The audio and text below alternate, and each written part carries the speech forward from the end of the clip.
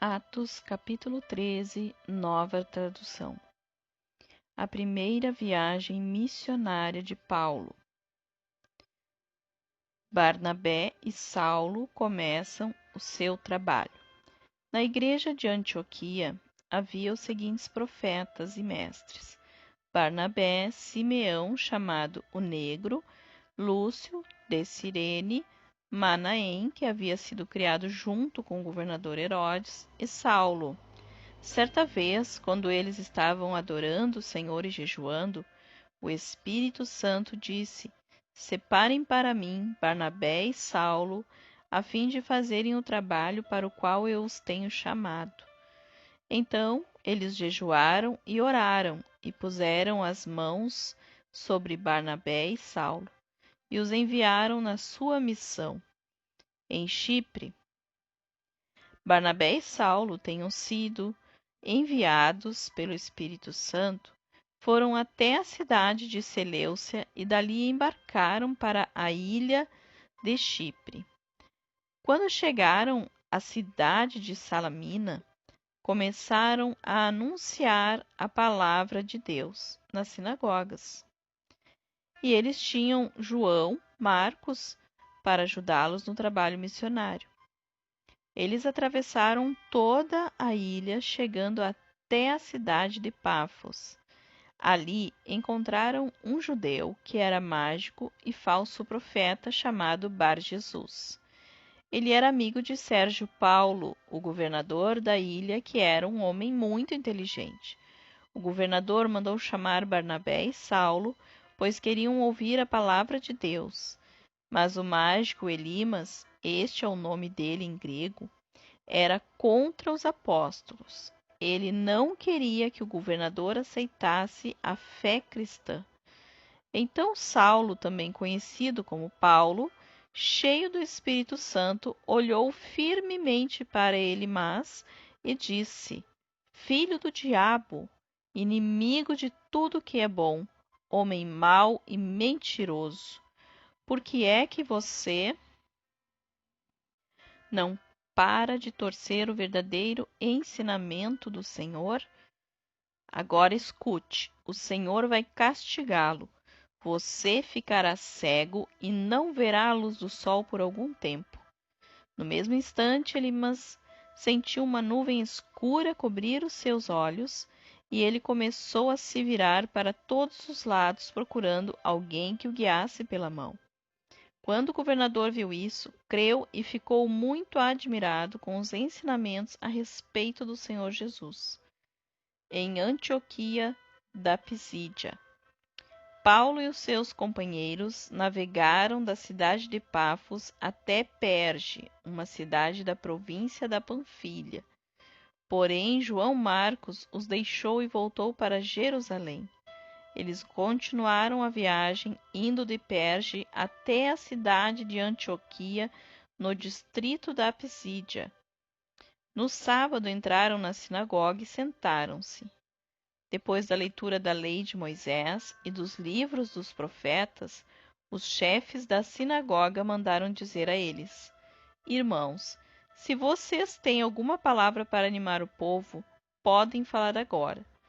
Então Paulo se levantou, fez um sinal com a mão pedindo silêncio e começou a dizer: Homens de Israel, e todos vocês não-judeus que temem a Deus, escutem.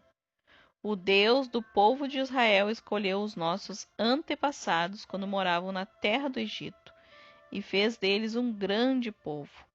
Ele os tirou de lá com grande poder e no deserto aguentou aquela gente durante 40 anos. Ele destruiu 7 povos na terra de Canaã e o povo de Israel se tornou dono das terras deles.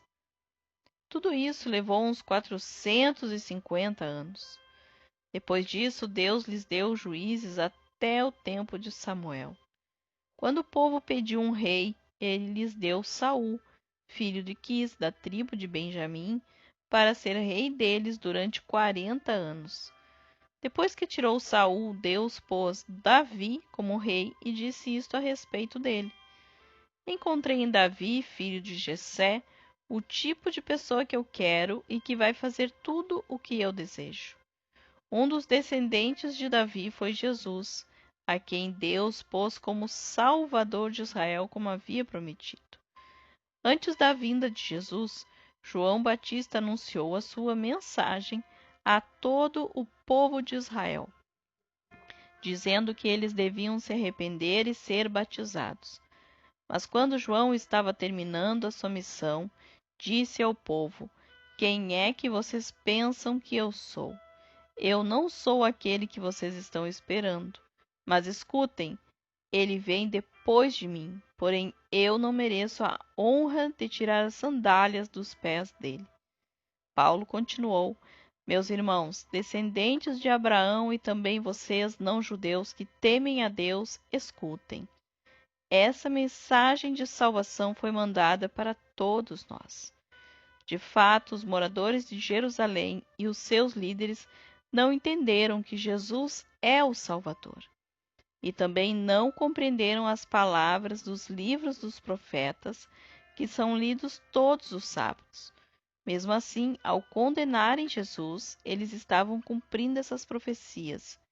E, embora não encontrassem nenhuma razão para condená-lo à morte, pediram a Pilatos que mandasse matá-lo. Depois de fizerem tudo o que as Escrituras Sagradas falam a respeito dele, eles o tiraram da cruz e o puseram num túmulo. Mas Deus o ressuscitou, e durante muitos dias ele apareceu às pessoas que o tinham acompanhado da Galiléia até Jerusalém. Agora essas pessoas são testemunhas que falam a respeito de Jesus ao povo de Israel. E nós estamos aqui para trazer o Evangelho a vocês. Deus fez agora para nós o que havia prometido aos nossos antepassados. Ele ressuscitou Jesus, como está escrito no Salmo número 2. Você é o meu filho, hoje eu me tornei o seu pai. E foi isso que Deus disse a respeito da ressurreição de Jesus, afirmando que ele nunca seria destruído pela morte.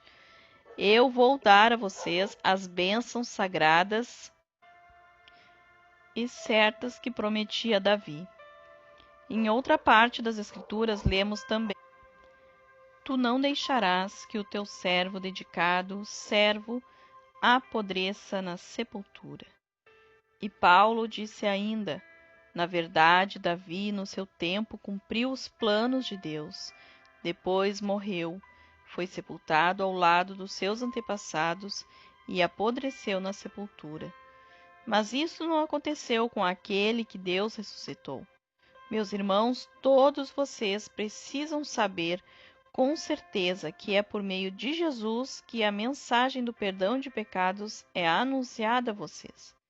Precisam saber também que quem crê é libertado de todos os pecados dos quais a lei de Moisés não pode livrar. Portanto, tenham cuidado para que não aconteça o que os profetas disseram.